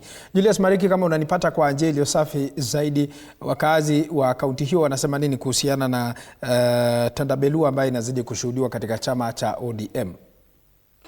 Na shukrani sana Paul Kirobi kutoka studioni leo hii kwenye kaunti ya Taita Taveta. Vile vile nimezungumza na baadhi ya wakaazi kuhusiana na swala zima la vuta nikuvute katika chama cha ODM. Je, wanahisi vipi? Mwelekeo utakuwa ni gani? Na wanahisi kwamba je, chama cha ODM kitasalia kuwa upinzani ama mambo yatabadilika? Kwanza kabisa tuzungumzie vyama vya upinzani Kenya. Vyama vya upinzani Kenya vimejengwa na msingi miwili. Kwanza, vyama vya upinzani vimejengwa na mwanzilishi wa chama. Mara nyingi mwanzilishi wa chama akiwepo ndio vile vyama vinakuwa. Lakini upinzani mwanzilishi akiondoka tu, upinzani huwa katika ile chama huwa inapungua, kitu cha kwanza. Ya pili, vyama vya upinzani huwa inachukuliwa kama chombo, ni vehicle ya kupeleka watu katika zile nyanja ambao wanataka, kama ni MCA, governor au president, ni hivyo. Kwa hivyo mara nyingi vyama vya upinzani sera zao ni kama moja. Mwingine yuko UDA, ukiangalia UDA, ODM, chama DCP zote ni moja tu. Unaruka hapa unaenda pale, ni hivyo hivyo. Tukirudia kwa ODM kwa sasa ishaanza kusambaratika moja kwa moja. Ukiangalia saa hizi kuna nyanja tatu. Kuna wale ambao wako kwa serikali ambao wako katika broad based, kuna wale ambao wako kwa fence, hawako huku wala hawako huku, na kuna wale vijana ambao wanataka ya kuwa iwe upinzani. Kwa hivyo tunapozungumzia chama cha ODM kwa upinzani, kwa kwanza kwa sasa hakiko upinzani, kiko kwa serikali. Na tukiangalia future ODM, kwa vile marehemu ameondoka Raila Amolo Odinga, chama cha upinzani automatically kimepungua umaarufu. Kila mahali ukienda chama cha ODM kwa sasa kimepungua maarufu. Kitabaki kwa sababu kilikuwa na mizizi kwa miaka mingi, lakini umaarufu wake unaanza kudidimia na kuna hatari kubwa ya kuwa huko mbeleni kitakuja kusambaratika kabisa. Mwelekeo wa chama cha ODM kutoka zama za marehemu ilikuwa ni upinzani. Chama cha ODM kikitaka kiwe imara na kitaka kuwe na nguvu, mambo mawili. Kwanza, ibaki upinzani kabisa, piwa upinzani. Ya pili, washikana na wale vijana ambao wanataka ya kuwa wasimamishe hichi chama. Ukweli ni ya kuwa sisi wazee tunaenda, vijana tuwapatie msimamo, tuwapatie nguvu, wajenge chama cha ODM, tunaisupport. Lakini vijana tukiangalia mbele, kuna siku watakuja kuchukua uongozi na watakuja implement zile policies zao kama ODM. Cha ODM kwanza mimi naona kisambaratika kwa sababu hawajakuwa na mwelekeo mmoja, kila mtu anaenda kivyake. Ninaona chama cha upinzani cha ODM ili kiendelee kung'ara katika siasa za Kenya kingekalazimu kibaki upinzani. Kujiunga na serikali ni kuhatarisha chama chenyewe. Wafuasi upande wa ODM tunahisi kuchanganyikiwa kwa sababu unashindwa uende upande gani. Ukimsikiza kiongozi wa chama anakuambia wako broad based, ukimsikiza Secretary General hataki mambo ya broad based, ijapokuwa sisi wananchi wengi tuko upande wa Secretary General ambao ni Edwin Sifuna. Mimi naona kutusaidia kama Wakenya, chama hiyo ingebaki upinzani, lakini wale ambao wako tayari kwa serikali wao waende na serikali wakae hapo, lakini the mass ambayo imebaki hapa waendelee kuendeleza chama vile kilikuwa, na kuchagua party leader from a family level. Naona sasa wangekutana katika NDC alafu wakubaliane pale nani ana uwezo zaidi kuliko wale wengine, kuliko kuhandpick. The handpicking naona haitasaidia hicho chama, na labda wakifanya hivyo wanaweza kukuta hiyo chama imebaki kwa family members peke yao, wale wengine other tribes they'll run away from it. Imesemekana mkiungana ni nguvu, lakini utengano ni udhaifu. Watakuwa lakini as a ODM member nilikuwa na propose hiyo ODM kuifanya hiyo strong in a national level, wakubaliane yani kiongozi ni nani ambaye anaweza kusaidia kuonekana kama sura ya Kenya, sio kuonekana kama sura ya family. Na Mpolo Kirobi ndio maoni yao kuhusiana na swala zima la vuta nikuvute katika chama cha ODM. Kinachosubiriwa ni kuona je, hali itakuwa namna gani kadri siku zinavyosonga. Naregesha kwa kusukani studioni, mie ni Julius Mariki, kaunti ya Taita Taveta. Naam, asante sana Julius Mariki ukiwa maeneo Jambo Kirobi na kupata kwa njia shwari katika kaunti ya Elgeyo Marakwet. Aswa niko katika mji wa Iten. Inafahamika kuwa mji wa Iten ni eneo ambalo siasa inafahamika kwa muda mrefu kwa siasa, na ikikumbuka kwamba mambo na ODM pia haina umaarufu sana katika eneo hili kuliko chama cha UDA. Na hapa niko na vigogo wa siasa. Tukianza na mzee Kokoi ambaye ni Zakaria Kokoi. Yeye mwenyewe amekuwa kwa siasa, amekula chumvi nyingi katika sekta hii ya siasa. Tukianza tu kwa majina lako, jina lako kutueleze wewe ni nani, umehudumu kwa muda gani kwa siasa, na utuambie alafu nikuulize swali kulingana na ile mada ambayo tuko nayo leo. Majina sangu ni Zakaria Kokoi. Kusema ukweli, mimi nimekaa kwa siasa kwa muda mrefu sana. Zamani nilikuwa chairman ya KANU upande wa area hii ya Iten, Tambach Ward kwa muda mrefu sana. Alafu baadaye nikachaguliwa kuwa kiongozi councilor, na nikafanya hiyo kazi muda wa about 20 years. So tuseme tu kwa ufupi ni kuwa Kirobi yeye anafahamu siasa ya nchi hii. Na swali langu la kwanza mzee Kokoi ni kuwa ODM kumekuwa na mgogoro kati ya viongozi wa ODM, na kwako wewe mwenyewe unaona mwelekeo wa ODM ni upi? Unaelekea wapi? ODM ilikuwa kuna mkorokoro tangu zamani. Ilikuwa ODM ni chama iko strong kabisa, hata kwa Kenya wakati huu ni strong kabisa. Sipokuwa hata UDA sasa sio mchezo. Lakini ODM ni chama ambayo sisi tulianza pamoja na mheshimiwa president William Samoei Arap Ruto. Tulianza hiyo ODM ili tusukume Raila aingie kwa uongozi. Na kusema ukweli tulishinda hiyo uongozi kabisa, tulishinda. Lakini kwa bahati mbaya tukanyang'anywa. Lakini Raila alikuwa president wetu mpaka wakati huu, bado tunaheshimu hiyo mzee hata kama ameenda. Hiyo mzee ni mtu ya maana sana, na tena alikuwa na nguvu. Tena watu yake na sisi hatuna matata na hawa kabisa. Hata juzi wakati mzee Ruto walikutana na hiyo mzee naitwa Raila, wakatushikanisha tukakuwa moja. Kwa maana hii ODM ni yetu. Hii URB ni kitu tulikuwa natafuta juzi ili tupate uongozi. Kwa maana UDA, kwa maana tulikuwa tumefinywa sana. Na kwa ufupi tu mzee Kokoi, kwako wewe mwenyewe unaona ODM inaelekea wapi? ODM inaelekea mzuri. Unajua kwa nyumba hata bali sisi tuko sahi.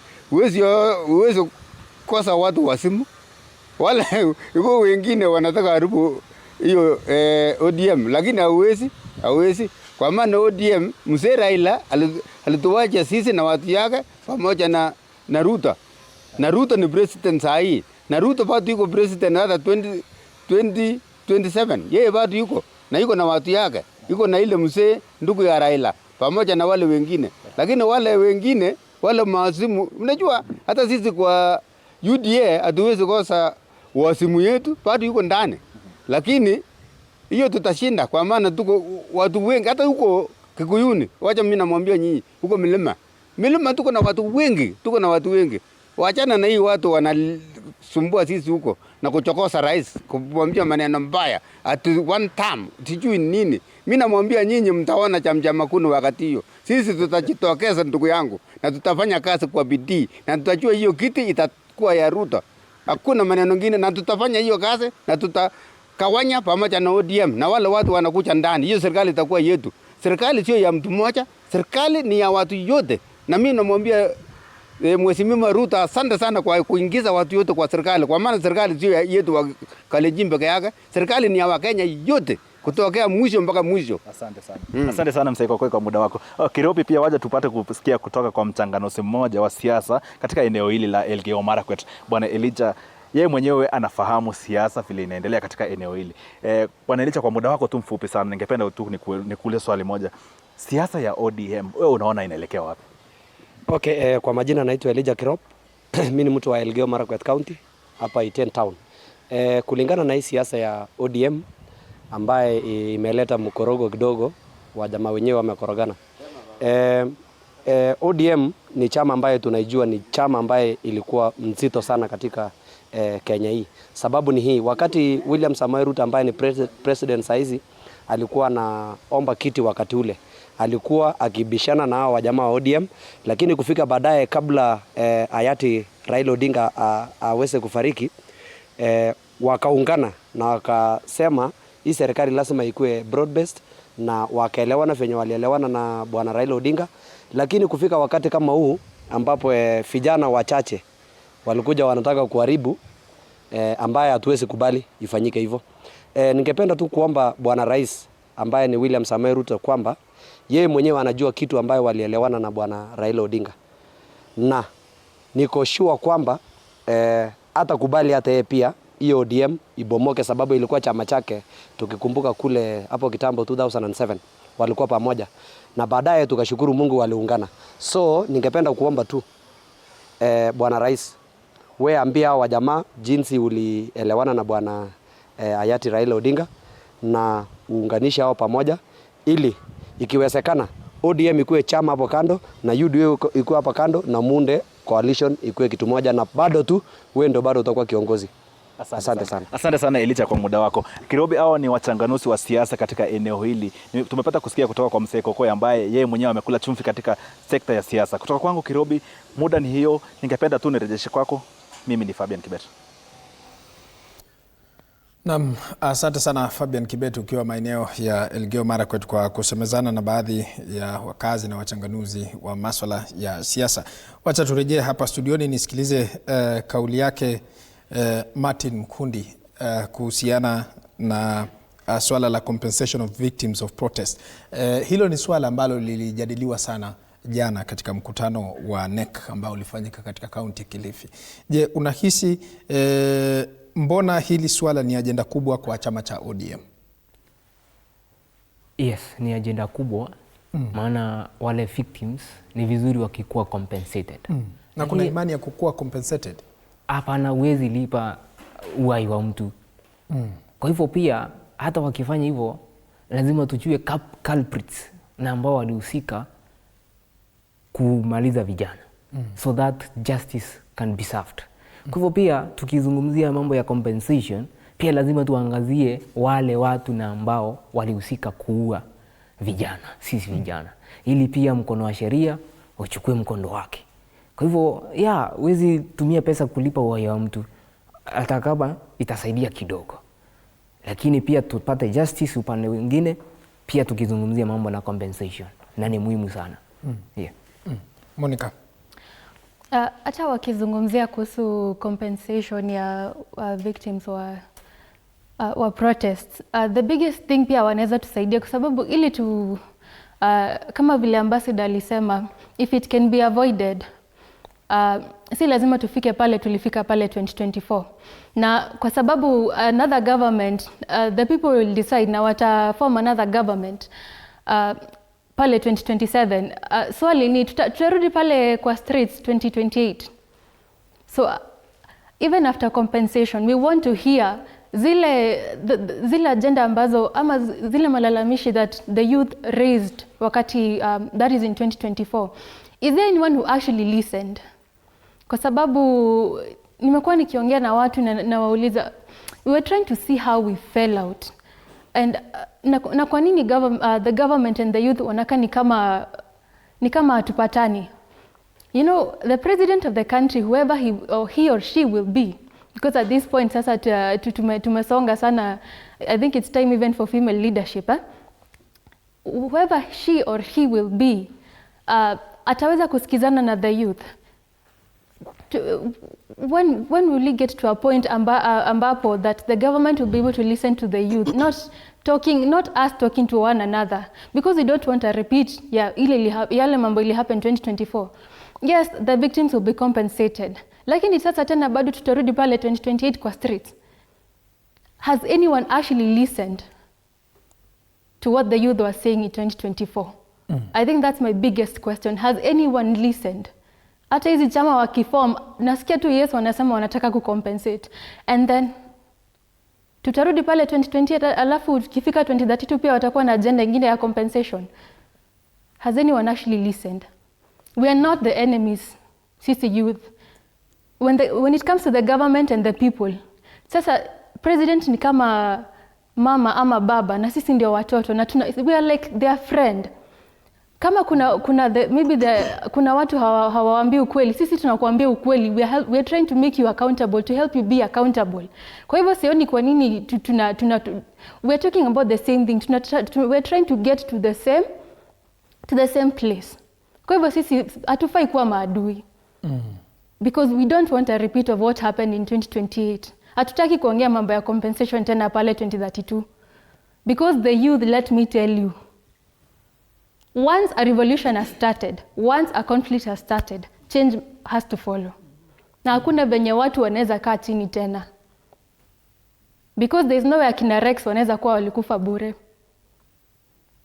So did anyone actually listen? We want to hear them talk about the resolutions they have. Waseme, yes, tulisikia youth walisema hivi. Did anyone actually listen? Na je, old way of politics itabadilishwa namna gani na vijana wa Gen Z sasa hivi? Gen Z.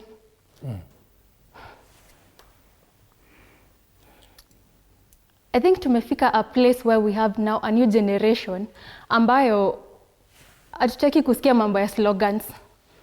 Tunataka kusikia hata ukifika pale ground, hata si youth peke yake.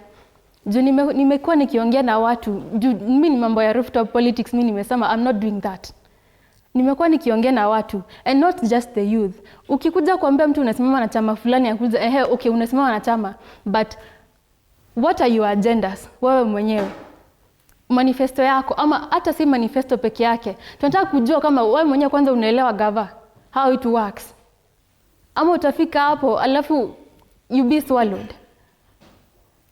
Watu wanataka kujua what will you do for these people? And that is what the Gen Z movement did. Imeamsha akili za watu. There used to be a fear. Watu hawezi uliza maswali, lakini sahi hata ukifika pale ground, watu wanakuuliza maswali mpaka unajua wenyewe. People are woke. Not just the Gen Z, even our parents. Watu wamekuwa woke. Hata pale 2024, I would say even as we're talking with people, nilikuwa naona even our parents, they are a bit more woke even than us. Kwa sababu wametusikiza na wanasema vile Gen Z watasema, hivyo ndo tunaelekea. Kuna watu literally wanakuambia si tunangoja Gen Z mseme. So vile tumefanya, we've started a revolution. So people are actually concerned about what is going on in the country. And I think that's the biggest contribution tumewapatia sisi as youth. Kila mtu ajue kwamba inakuhusu. Wewe ni daktari, wewe ni daktari, lakini where will you practice your medicine kama una nchi? Ukiwa refugee pale utakuwa pale kwa camp kama you will be a refugee like anyone else. You need a country to practice your trade in. And that is what the youth have made people to wake up to. Inakuhusu. And that is our biggest contribution as the youth. Asante sana kwa mchango huo. Umesikiliza vizuri Ambassador Monica akizungumza kwamba huenda maswala ambayo walitekeleza vijana wa Gen Z hakuna mwanasiasa ambaye alisikiliza. Ni ya kweli kunayo. Kuna imani kuhusiana na compensation ya victims? The best compensation is to bring this country back to governance order.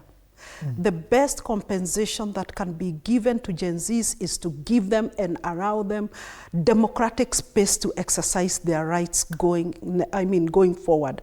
And the best compensation is to stabilize the economy and to create opportunities for these young people.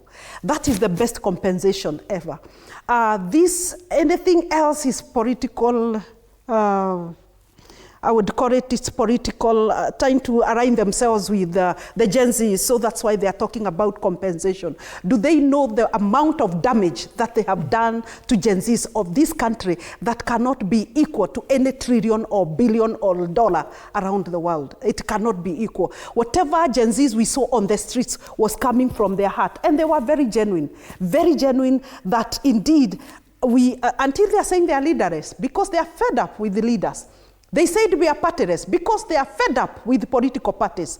They said that we are fed up with the economy. They were even, some of them were saying that they even don't want to pay taxes again because they pay taxes today, tomorrow it is inside individuals' pockets. So basically what we are saying, we cannot run away from the revolution that this beautiful girl is talking about, that Kenya has come of age for a new revolution. And if we talk about revolution, Kirubi, we cannot continue doing things the same.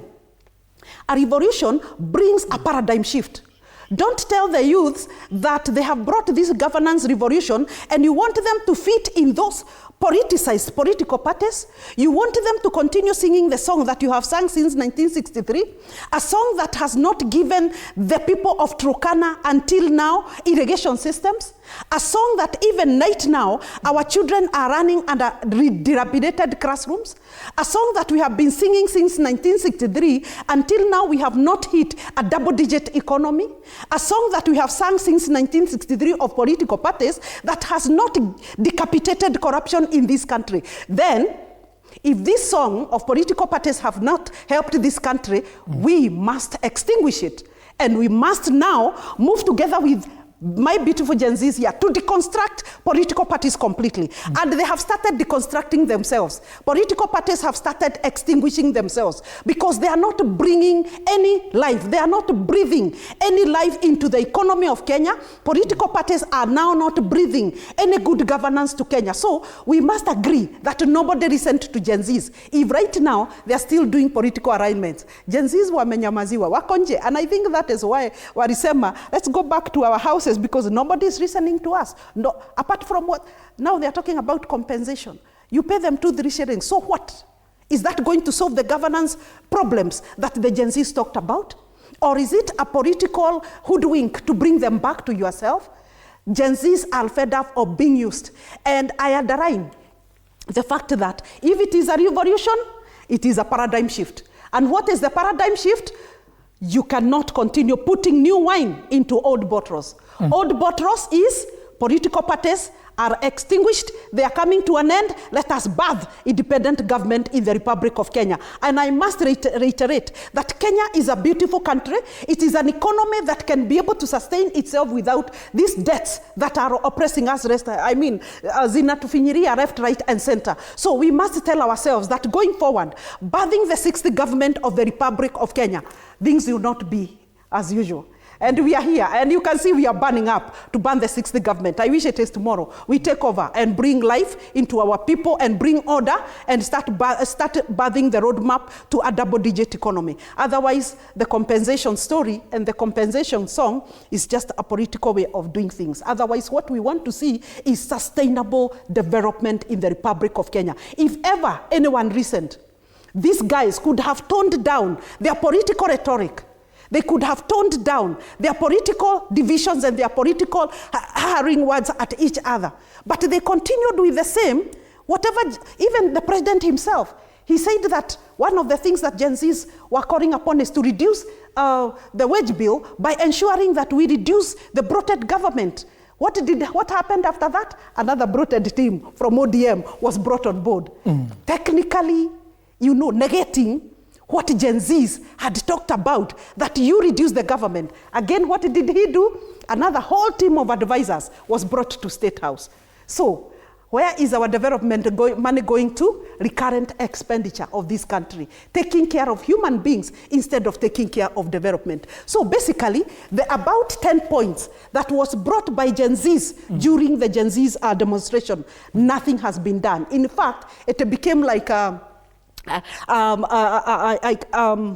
don't remember that word, but it became like we want to show you that we are the ones who are in power. So what are we doing? Bringing another team of advisors. So what we are doing? Bringing another team of cabinet ministers. Some of them are very incompetent. They are not delivering to these Gen Zs what they are supposed to deliver. So what are we talking about, Kirubi? We are talking about a governance revolution. We are talking about a total new paradigm shift. And if it is a revolution, we can not continue saying that we are going to birth the next government through political parties. No, it has to be a different way of doing things. Kenyans, let us first try the first independent government, partyless government that Gen Z's talked about. Constitution imetupatia hiyo wadhifa kabisa ya kwamba tunaweza sarisha serikali bila vyama vya kisiasa, and then we see what is going to do. It can work because like an independent presidential candidate,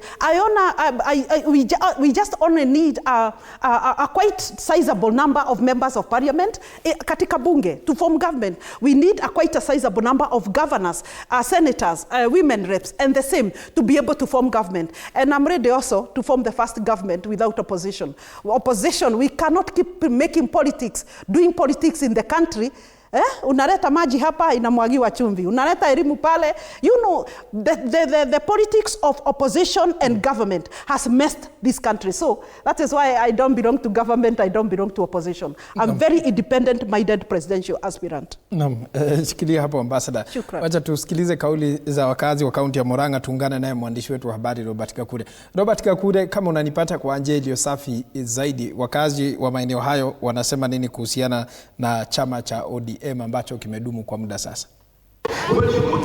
Naam, shukran. Moja kwa moja nikiwa katika kaunti ya Murang'a, na ni kweli hii leo katika mada kuhusu vuta ni kuvute ndani ya chama cha ODM, ningependa kuwashirikisha wakazi tujue pengine hisia zao ni zipi kuhusu vuta ni kuvute ambazo zimekuwa zikishuhudiwa katika chama cha ODM, na ningependa niweze kuzungumza na wakazi. Tuanze kwa jina, niambie pengine unaona vuta ni kuvute ndani ya chama cha ODM zinaendelea vipi na hatima ya chama hiki iko wapi? Asante sana kwa jina, naitwa Joshua Mwangi Gedenji, mimi ni mkaaji hapa Murang'a, na vuta ni vute ambayo tunaona katika chama cha ODM ni kujaribu ni watu wawili ambao wako na maono tofauti ama misimamo tofauti. Kuna wale wanaona ya kwamba 2027 chama inafaa itafute njia ama mwelekeo independent, na kuna wale ambao nao wamekwama pale ya kwamba chama cha ODM kiliachwa na baba kikuwa kinashirikiana na serikali. Tena kuna mvutano wa miaka. Kuna wale tunaona wale wazee ambao na kuna vijana ambao wanataka kuchukua chama baada ya kigogo wake Raila Odinga kuaga dunia.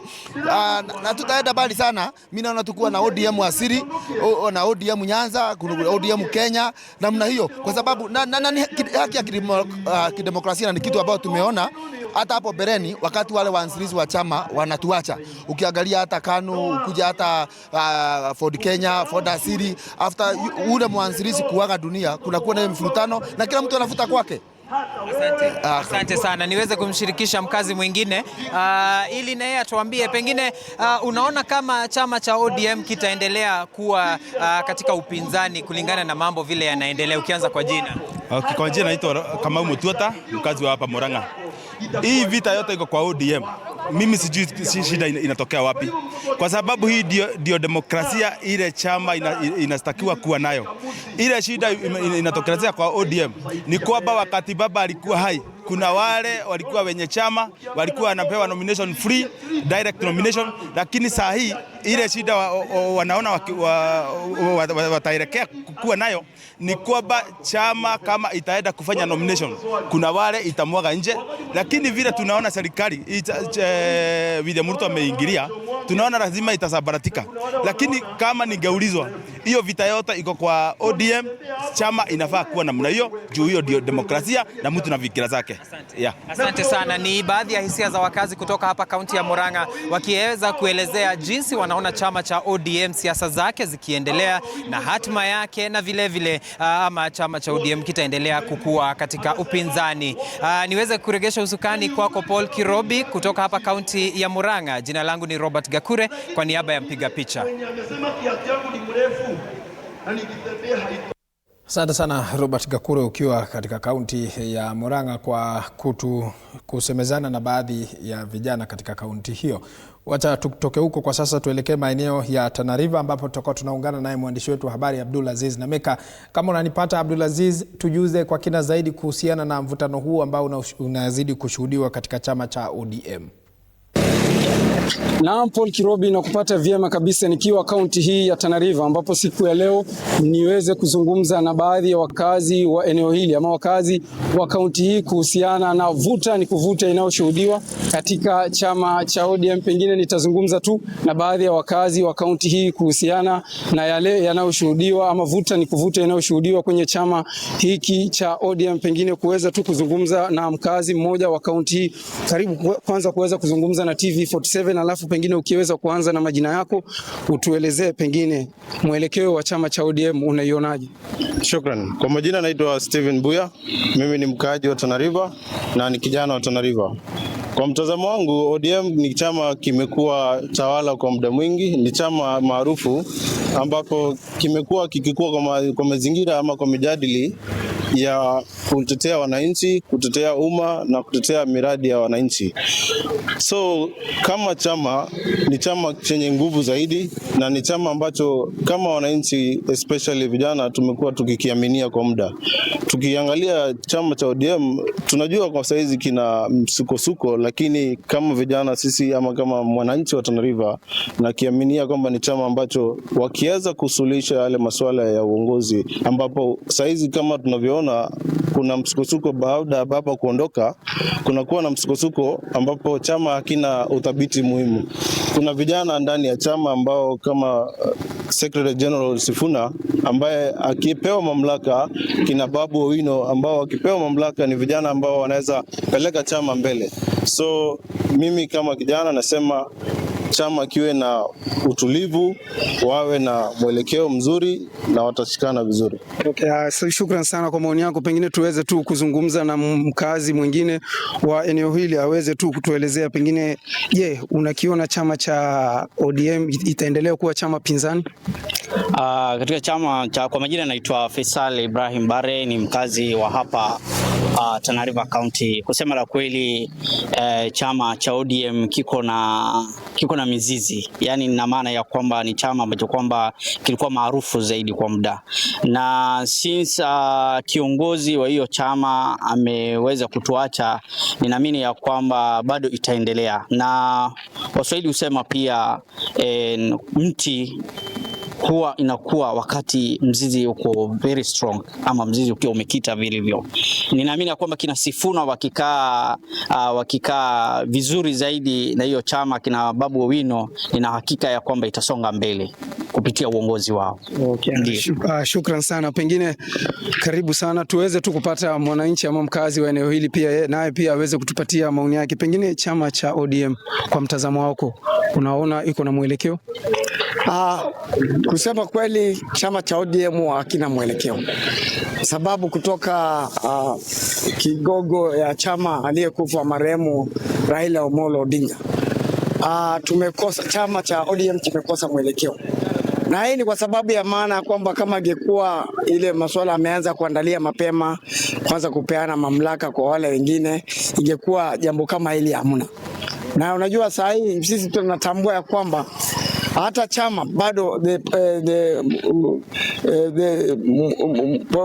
party leader wa chama bado tunatambua kama ni Raila Amolo Odinga, kwa sababu kama NDSA haijaifanyika, kwa sababu ndio huwa inachagua wale viongozi katika usimamizi ya chama. Kwa hivyo tunapokuwa tunasema kwamba kuna mwingine amekuwa petio, kwa sababu the bylaw ya chama inazungumza vizuri kwamba vile election ya wale viongozi wanafanyika. Na sisi kusema kweli chama ambacho tumekuwa tumehudumu, tunaona kwamba ni chama ambacho kilikuwa kimataifa, kimeweza kusaidia wanachama wengi na kimebeba wanachama wengi. The decision ambayo inayofanyika sasa hii ni decision ya watu wachache ambayo haiwezi kuwa inaweza kuweka mwelekeo kamili. Kwa hiyo tunataka wanachama wote, National Delegation Conference iitwe ndio iseme ya kwamba party leader ni nani. Na ukisema kweli kama Oburu bila amekuja, kwa sababu tulikuwa tunatarajia kwamba wawe wanazungumzia masuala mambo ya implementation of NADCO report, na kuliko mambo ya kuchagua kuambia chama mnatakana mjiunge na vyama vingine hapa, kwa sababu hii chama ni ambao tunatakana kwanza iwe inajisimamia presidential candidate vile mwenyewe alipokuwa ameacha. Hii chama si ya ukabila wala si ya kabila fulani, la hasha. Maana ikiwa namna hii inaonyesha utawala kwamba iko katika kabila fulani. Kwa hivyo wanachama ni haraka kutoka hiyo chama, kwa sababu inakuwa spoken kutoka kwa kabila moja peke yake. Kwa hivyo wawache wa delegates wao wenyewe waamue kwamba wanachama viongozi wao watakuwa kina nani. And then hata ukiangalia mzee wetu Oburu Odinga na miaka ambayo umri yako naye, anataka kuanza hand over, aachilie nafasi ya vijana kuja kushika hii usukani. Na I agree with what Sifuna is doing, kwa sababu hivyo ndio uongozi ambao vile unatakana. Tunakosa kupata viongozi wazuri ni kwa sababu wale wazee they don't pave way for the young people to come to the leadership. Kwa hivyo tunawaambia wao waanze kuandaa. Oburu aanze kusema, aseme ya kwamba ni kiongozi gani ambaye anafaa kuja kwenda kusimamia chama. Na tuko nao kama members wa ODM, tuko na viongozi mashinani wazuri sana. Wacha waite NDSA and then let them not decide for us. Wacha sisi kama member ODM tukuje kusema ya kwamba ni nani tunataka kuwa kama party leader katika hiyo nia. Pengine swali ambalo ningependa kukuuliza, je, chama cha ODM tumeona imejoin iko kwa broad based government. Je, kitaendelea kuwa chama pinzani pengine kwa mtazamo wako? Chama cha ODM ulikuwa umesema kwamba kuambatana na party leader marehemu vile alivyosema itakuwa ndani ya broad base mpaka 2027. Lakini bado still hiyo ni opposition, kwa sababu kuna yale matakwa ambayo walikuwa wamefikiana kwenda kufanya. Kama chama hiyo mkataba ambao matakwa lao kuwa wameandikishana kwenda kufanya kama hakuweza kufanyikana, automatic watarudi kwa opposition kufanya hivyo, kwa sababu ile mkataba umevunjwa. Shukran sana Paul Kirobi. Ni maoni mbalimbali ama ni maoni tofauti kutoka kwa wakazi wa kaunti hii, wengine wakisema kuwa chama hicho si chama cha kabila moja wala chama hicho si chama cha familia, ambapo kunaonekana kuna vuta ni kuvute baina ya viongozi kadhaa kwenye chama hicho. Sina la ziada kutoka kaunti hii ya Tana River, narudisha kwako studioni. Naam, asante sana Abdulaziz Namika kwa kufanya mazungumzo hayo na kusikiliza kauli za wakazi kutoka maeneo hayo ya Tana River. Wacha turejee hapa studioni Ambassador. Je, kuna uwezekano kwa chama cha ODM sehemu ambayo tumefika hata baada ya mkutano wa jana, na mbona vigogo wao wote wasije kwa kauli moja wakakubaliana kuhusiana na hatima ya chama hicho?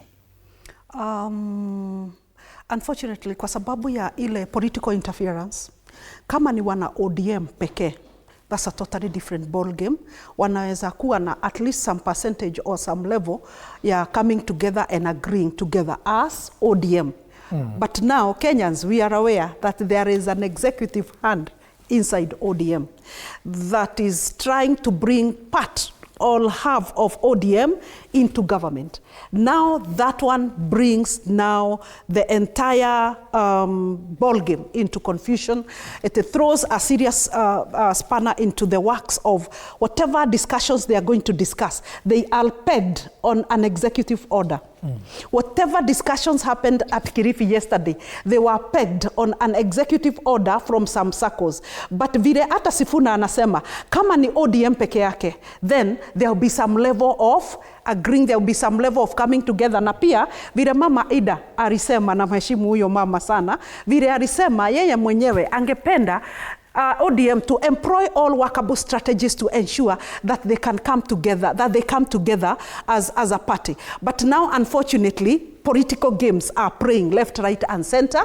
And because here we have a very powerful arm from the executive that is already inside ODM. Hata yale Mama Ida alisema, hata yale Sifuna anasema, hata yale wale tumesikia kutoka kwa runinga saa hii wananchi wakisema ya kwamba tunaomba ya kwamba hii chama ikuje pamoja. Because of that political heavyweight, high possibility chama ni gumu sana iwe itakuja pamoja because of the what they call political considerations. Actually, you realize that this is a debate, and you mark my word, this is a debate that will not end soon. Hii mambo ya ODM, as long as we are headed to general elections 2027, as long as UDA has political interest in ODM, as long as the executive is willing to capitalize on ODM power, on ODM vote base in country, Mombasa, Mount Kenya, Rift Valley, Kisumu, the executive and the UDA is very much willing and is already throwing its weight behind taking whatever ODM has built over time. Actually, the UDA part of the UDA side is willing to take the entire of ODM, whatever has been built over time by ODM, whether it is the number of votes in various jurisdictions, it is willing now to employ all workable strategies to ensure ya kwamba zile kura zote za wenye ODM katika nchi zote zimekuja kwa UDA. And therefore, I'm saying that we are looking at a game that will not end soon. And the only thing is that Kenyans are getting tired. Many people are telling me, Madam, we don't watch the news these days because it's all about ni chama gani kina nguvu kushinda ile ingine. Wazazi, hali wazazi wanagojea runinga ituambie what solutions are they giving for capitation in schools. Yes. Sorry yako. Na swali langu ingine ni yes. Kina nani hasa ambao wanataka kuuza chama hiki cha ODM? Ati kina nani na wanataka? Madai ya chama kwamba na baadhi ya watu wanataka kupiga mnada. Kupiga mnada ni kuuza. You know, in Kenya, unfortunately, political parties have been taken to be business entities. Nakumbuka Gachagua alisema shareholding at some point. They have been taken to be business entities. And do you know what, Kirubi? The negotiation that we are waiting, what we had yesterday at NDC Kilifi, what they said that we would like to sit down and see what kind of agreement we come up with pertaining to our engagement with UDA is nothing other than the dollar. How much are we going to discuss? And that is exactly what you're telling us about selling the party. So unfortunately, with these monetary transactions, we lose it on matters democratic governance. So it is about how much money is the UDA government going to give to ODM so that ODM we can join UDA.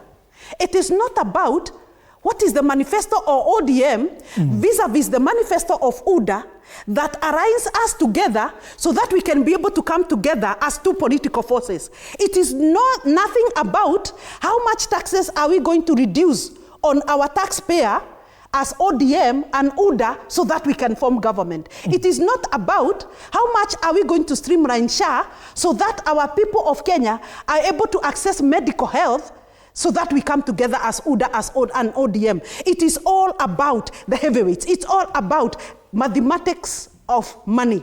It is all about mathematics of using the money that you as a taxpayer has paid that is supposed to come back to you in terms of development. They are discussing that fund.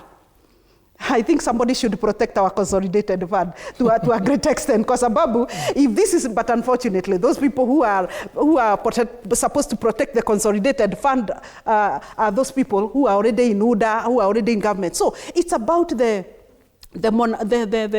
monetary gain of ODM. It is about them continuing to maintain the status quo of the positions that are not helping Kenyans. In fact, what we need going forward ni mwananchi wa kawaida achukue serikali ya Jamhuri ya Kenya.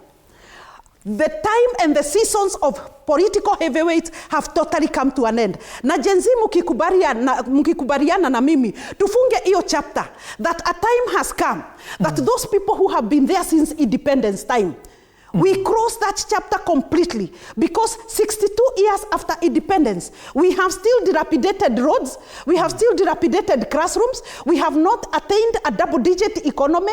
Until now, since independence, corruption is the order of the day. We are losing 2 billion a day in the Republic of Kenya. Then we cross the chapter that started since 1963. Now, 2025, 2026, tuseme tumefunga hiyo chapter, ama 2027. Unajua kuna wengine wanasema 2026 is the end of the current 5-year term. But anyway, that's story for another day. So what we are saying is that Gen Zs have clearly stated it is time for a paradigm shift. It is time to focus the country on a positive trajectory of development. And let me say this. Ruto, politically, he has been talking about taking Kenya to Singapore, politically. Governance-wise, from the governance space, it is very, very possible to take Kenya to the next level. But politics in this country, and even himself and the political heavyweights in this country, have denied Kenya that opportunity to progress as a country. And if these people take government again, we will still stagnate as an economy, we will still stagnate as a country, we will still see the same political divisions in this country, we will still continue enjoying hate speech in this country if we allow the same people who have been there, who have not done anything on matters development to this country apart from stealing from government. If we allow this to continue, then the country will continue stagnating. But tukishikana mkono, tuseme ya kwamba it is our country, it is our home. We are not looking forward to go to the United States of America to stay there. I've been invited severally, but I can't go. I must be here. I'm a patriotic Kenyan to ensure that we change the paradigm of our country. We change the shift. We change the development of our nation so that watoto wetu waache kulia. Wamama wetu mama boga waache kulia. Our roads are full of accident. Who is talking about it? I've not heard even the Inspector General talk about it. I've not heard the Cabinet Minister for Transport talk about it. President, Your Excellency, are you not disheartened by the number of people who have died since we started the new year? And now they are busy telling us about how ODM is going to come together with UDA to form government. We are not interested. We are interested about protecting the lives of 50+ million Kenyans. I wish we can take government tomorrow and put things right order, fix this nation. Shikilia hapo Ambassador, wacha tufululize hadi katika maeneo ya Kajiado ambapo tutakuwa tunaungana naye mwandishi wetu wa habari atujuze mengi. Tusikilize kauli za wakazi wa maeneo ya Kajiado wanasema nini kuhusiana na chama hiki cha ODM. Kwa majina naitwa Daniel Kisain, mkazi wa Bisil. Kulingana na hawa watu wamengojea wakati tu baba tumempumzisha, wakaanza maneno ya kugombania mambo ya uongozi wa chama, na of which kwa maoni yangu uongozi wa chama unafaa kuchaguliwa through national delegate, ile ambayo wanachama wote wanafaa kuwa ndio yule kiongozi ambaye atachaguliwa pale, huyo ndio ataongoza ODM kama mkubwa wa ODM. Kivyangu hawa vijana wako very vibrant kama Edwin Sifuna, the likes of Babu Owino, ni watu ambao tunaona wanafanya kazi mzuri ya ku-oversight government, na hatuwezi kubali hao watu wawekwe nje, na hatuwezi kubali hiyo ODM isambaratike hivyo. Tuko na watu ambao ni watajika. Mimi ni mkaaji wa hapa Kajiado, hapa town inaitwa Bisil, na tunasema chama bila Sifuna si chama. Tunataka Sifuna, sisi tutasikia sauti ya Sifuna. Hata ile mkutano imekuwa Mombasa jana, atu wamekaa wanataka mambo ya broad base, Hiyo sisi hatutambui. Saa ile tutatambua ni wakati Sifuna ataongea tuambie tunaenda hivi na hivi, lakini mambo watu wanaenda bila Sifuna. Watu wanataka kutupa Sifuna nje. Wakitupa Sifuna nje, chama itakuwa imesambaratika. Sifuna akiondolewa, chama imeisha. Si ati hata Oburu sisi hatutambui kama kiongozi, tunamtambua kama ndugu ya marehemu, na asitumie hiyo fursa ya sisi kumpea heshima kuongoza chama kama ndugu ya marehemu. Sasa aanze kutupotosha. Hiyo sisi hatutambui kama wana ODM. Tunataka tusikie sauti ya either Sifuna ama Winnie Odinga. Tunaona saizi kama mzee huyu mwenye alipatiwa chama na ODM awe kiongozi ndugu yake Raila. Tunaona tumejana na uongozi wake hajaelewa vitu vingi ama vile hiyo chama inaendeshwa. So mimi ningeomba tu kusema kwamba wana ODM wangeketi chini waelewane. Yule mtu alikuwa karibu na baba kama kina Sifuna na wengineo wale walikuwa karibu na mzee, wapatie waingie nafasi ya chairmanship, na najua ODM itarudi kuwa sawa na wataendanisha vizuri na hawatakuwa na hiyo mpasuko katikati yao ama hiyo mgorogoro wa kukutana kwa upande na pande ile, na itakuwa jambo la maana sana. Naam, mtazamaji, ndio kauli za wakazi kutoka maeneo ya Kajiado. Wacha nisikilize kauli za mwisho manake muda umetupa kisogo. Nikianza nawe Martin Mukundi. Kauli yako ni gani kuhusiana na mvutano uliopo kwa sasa na mwelekeo wa siasa wa taifa hili? Kauli yangu ni moja. Lazima wenye nisema lazima tuambiane ukweli. Ruto as long as Ruto has declared interest on affairs of ODM party, lazima agawanyishe hiyo chama. Watu viongozi ambao wako na maono kama Sifuna ni wakati wakubaliana na wajue kweli kwamba Ruto tayari ameshaanza kununua chama, na mwaka ikiisha chama itakuwa imesambaratika. Maana sasa umesikia wanataka kufurusha Sifuna. Sisi watu huku watafuata Sifuna, maana Sifuna anazungumzia ile mambo na ambayo inahusu mwananchi. Kwa hivyo mimi naomba vijana, hata tukingoja ile maneno wataamua pale ODM, sisi kama vijana tuchukue kura, maana hiyo ndo njia pekee yake tutaweza kuleta ile mabadiliko na ambayo tunatafuta katika taifa letu. Yeah, thank you. Asante sana. Monica, kauli yako ya mwisho ni gani kuhusiana na swala hili? Kawaida wakati mwenye nyumba akiondoka, lazima kutakuwa na power wrangles. Hata ukiona pale maybe kulikuwa na matriarch, lazima kama kuna shamba lazima itapiganiwa. Lakini kama vile mwenzangu amesema, vijana lazima tuchukue hatamu. We must take this chance to lead this country in the right way. ODM, we wish them the best, lakini kama hawata focus ama hawata angalia mambo ya youth ama any other party out there, kwa sababu hata watu wamesema pia wanangoja kusikiza vile Gen Z watasema, hivyo ndio watafanya. Na pia vijana tuchukue kura. Pale ground watu wanasema Gen Z tuko na mchezo. Haiwezekani pale 2024 tuliweza kutokea, lakini ikifika pale when we have the chance to make the actual change, tuna sleki. Tutokea tuchukue kura, na ikifika pale 2027 bado tukapige kura, na even after that let's continue making the government accountable. That is why niliendea kiti ya Senate, because nili realize what the youth basically are doing ni kama oversight. And I think hii kiti pia, unajua watu wanasema ati inafaa kuachiwa watu wazee, lakini I think it should be a reserve for the young people, because we're not afraid to say the truth. Sababu sisi ndio tunaachiwa hii nchi. The old guard wameshakuwa established, lakini sisi ndio we're coming into this space. Sisi ndio the next parents, so inatuhusu kabisa. So youth, tafadhali tuchukue kura na let's turn up to vote. Usiseme ikuhusu alafu 2028 pia utuambie tutokea kwa streets. It won't make sense, tutakaa jokers. Ukweli. Asante sana kwa kauli hiyo, Monica. Ambassador? Yes.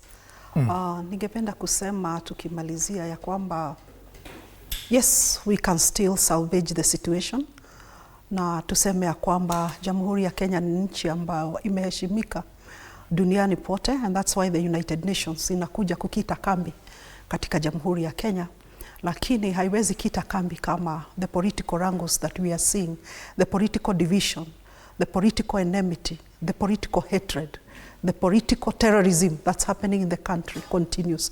We must shun retrogressive politics as a country. Lazima siasa ambazo hasisaidii nchi kuendelea mbele tuziweke kando. Lazima tukue jamhuri moja, tushikane kama nchi moja.